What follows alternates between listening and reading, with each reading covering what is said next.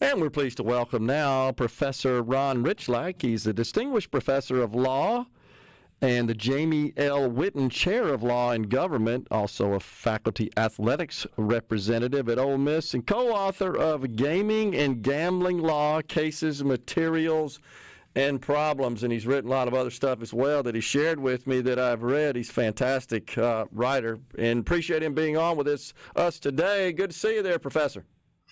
Hey, Gerard, it's great to be here. Thanks for allowing me to return the favor. You've been up to talk to my classes several times. And I've always enjoyed that. I appreciate you having me. Always like being around the students. The thing that you get with students when you're talking to them, hopefully you have this experience in law school, is that they pay attention. They try to consume all that information, especially if it's something that they're going to be tested on later. That's the way that process works. But and they've always spoken highly of you, sir, as well as a professor.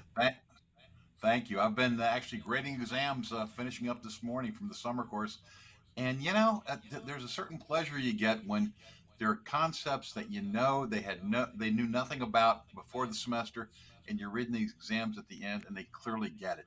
It's That's very awesome. satisfying sometimes. That is awesome, and that's really what it's all about. So, speaking of concepts, we had some rather surprising news a little bit when I guess the president comes out formally announcing his proposals to reform the highest court in the land, the Supreme Court. It just seemed like it was kind of sour grapes, honestly, Professor, that, well, we can't get stuff through the Congress, and now we got, heaven forbid, a bench that seems to want to kind of rule against what we want to see happen. And even though they're adhering what appears to me to be to the Constitution and to the law itself, we don't like that. So we're just going to change it around till we got to mix the board up and get what we want here. I mean, am I missing what's going on here? No, I think you're looking at it correctly, and you're even looking at history correctly. Franklin Delano Roosevelt tried to do this in the 1930s, the court packing plan. When you don't like what you get, you threaten to do stuff.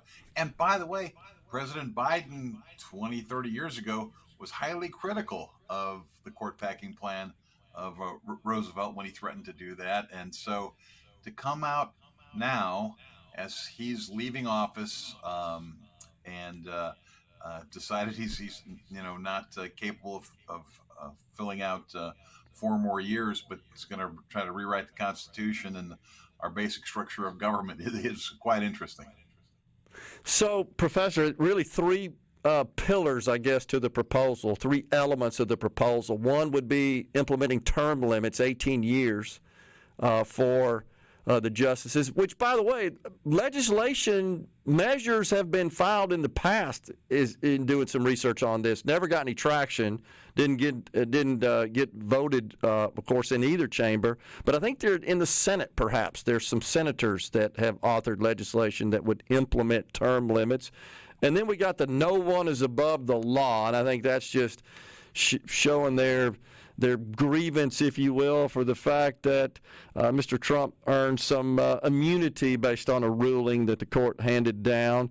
And then I guess the final one would be to establish a code of ethics. They just seem to always be targeting Justices Alito and Thomas in that regard. So I'll start with this question. This issue of term limits is a confusing one. Just in talking to my friends, some of which are lawyers, by the way, there doesn't seem to be consensus view on what would be required to implement term limits. Can it be done by just passing a law, or would we have to amend the Constitution? I think you're right that there is a differing of opinion on that, because I read some trying to prepare for today. And there are some folks who think it could be done legislatively. I don't know. I think this is taking authority away from one branch of government, and I don't think the legislature can do that, even with the president's support. I don't think they can do that. So I think it would require a constitutional amendment. Obviously, if the legislation went through, the legislation would be tested before the court. Yeah. So the court would either accept the constitutionality of what Congress did, and I guess that would resolve it in its favor, or the court would say no, it takes constitutional requirements. So it will come down to the court agreeing to it if that's if this were to go forward. Well, I think this confusion, if you will, and this lack of broad consensus stems from the fact that when I read the article, the text of the Constitution, it says justices are to serve during good behavior. What the heck does that mean exactly? Well, that's it's one of the reasons we have three branches of our government. We have a court system, the judiciary, that interprets things and understands those kind of things. And basically, it means unless you're impeached, I suppose, that you get to continue serving. Had it said from the very beginning, or did we do an amendment and said 18 years? There are logical reasons to support something like that. Sure. But I don't know that it's politically feasible at this moment, and it's really being brought up. I think all three of these points are being brought up for political purposes here in the midst of a presidential campaign. What about the proposal to establish some sort of code of ethics? I mean, is this necessary? Don't we have a mechanism to protect against that now? If in fact a justice were not comporting themselves in an ethical fashion, couldn't we impeach them and remove them? They can be impeached for high crimes and misdemeanors. Also, the court itself has it's a self-enforcing thing. I think that's what President Biden would say he doesn't like about it. He would like to have an outside authority oversee it. But the court itself has a code of conduct. In fact, they recently revamped it in light of some allegations that were made about Alito and Thomas. And there's no reason to think that it's ineffective or not capable of doing what it's supposed to do. At least, so far. Let's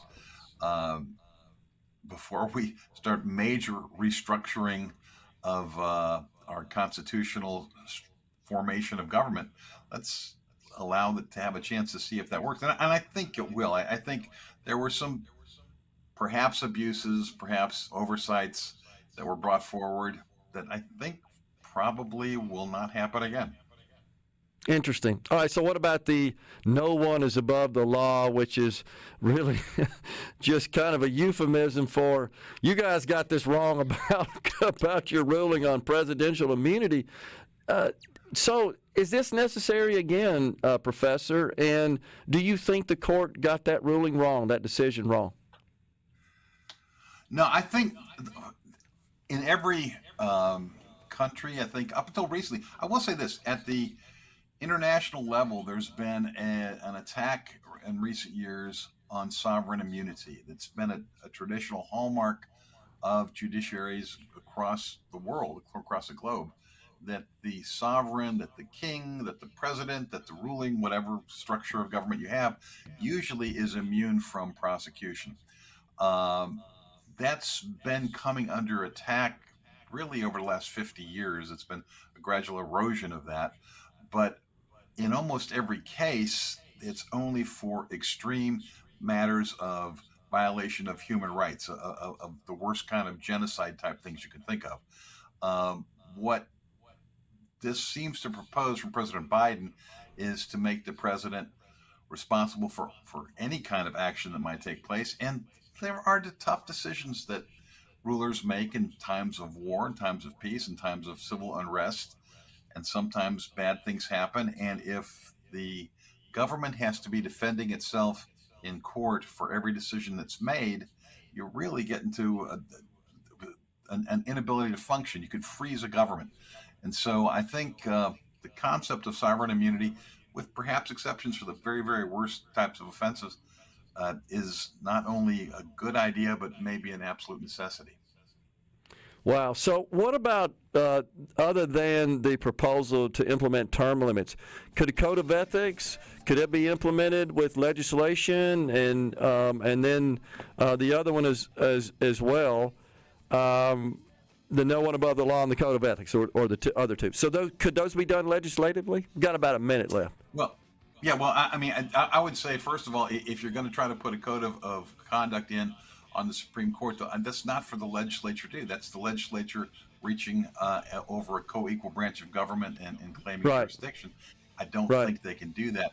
And I suppose with the same thing with the no one is above the law kind of situation relating to the president. The president, when Nixon turned over the tapes to the Supreme Court after Watergate, the president basically said the Supreme Court has authority in these matters. I don't know that the legislature can claim that. Got it. Appreciate it, Professor. Good to see you. Thank you very much. Enjoyed it.